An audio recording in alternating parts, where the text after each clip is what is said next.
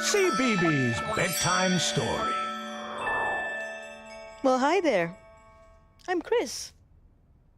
And I love the moon. Do you? You know, sometimes I just like to look up at the night sky and just watch the moon.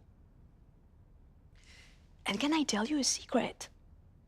Sometimes the moon helps me write songs. Yes, because the moon is magical and mysterious, but it's also welcoming and kind.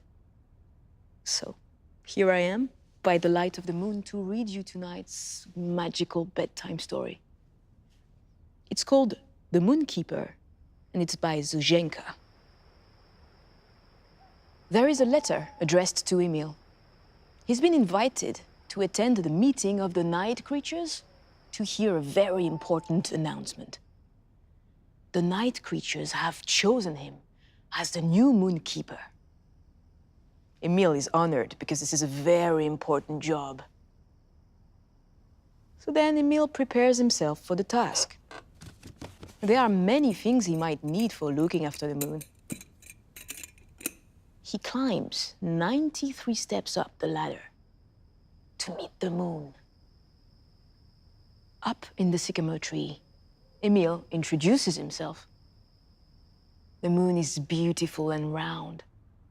Emil has never looked at the moon this way before, and he realizes just how magnificent it is. And for several nights, Emil keeps watch over the moon. You know, he clears some obscuring clouds and tells the fruit bats to move along when they play too close, you know. Shh!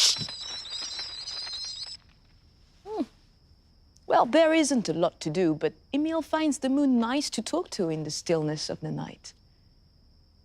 One evening, he notices something strange. Emil rubs his eyes. Is the moon getting smaller? Well, his neighbor nods in agreement. Yes, indeed, it seems to be shrinking. The change is slight. To be certain, Emil draws a picture of the moon each night and compares it to the one from the night before. Emil hadn't imagined a problem such as this. He rummages through his tools and instruments, but there is nothing there to protect the moon from disappearing. Think, thinks Emil. Well, have you had enough to eat, Moon? Or are you sad? Maybe the fireflies can cheer you up with a riddle, says Emil. So the fireflies come in. Which fish only swims at night, asks a firefly. A starfish, replies another. Emil giggles at the joke and sees that the moon is smiling too. He phones his cousin in the jungle to find out how the moon looks over there. It isn't good news. Same here, Emil, reports his cousin.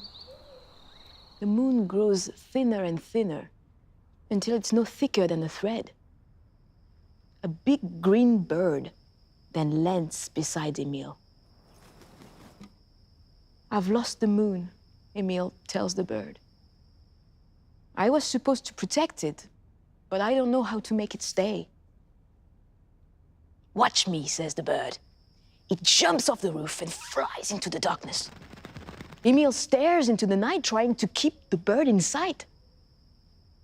I'm back, says a voice behind Emil. Things come and go. You'll see, says the bird. And then the moon blinks and vanishes. The night is dark, but Emil pictures the moon in his mind and repeats the words of the big green bird until he falls asleep. Things come and go. And when Emil wakes up, there is a new smile in the sky. You're back, he whispers. And each night, the moon grows bigger and bigger until it fills the sky again. I think Emil did a great job of looking after the moon. Can you see the moon tonight?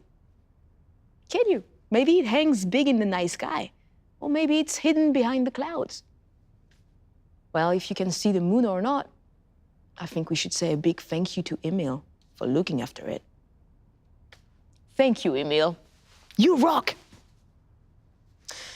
And now, under a blanket of the moon and stars, it's time for you to get some sleep. And I'll be back soon to read you another Cbeebies bedtime story. Good night, my friends. Good night.